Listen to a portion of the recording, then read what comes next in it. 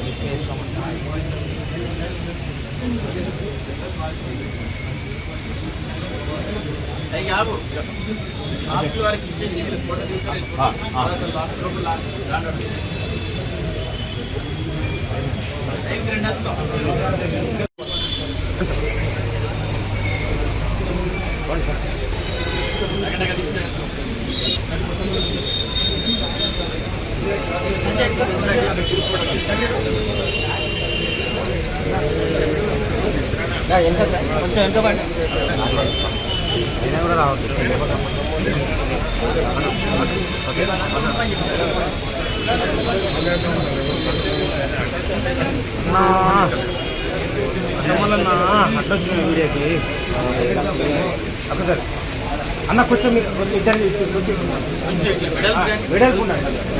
అందరూ చూడండి.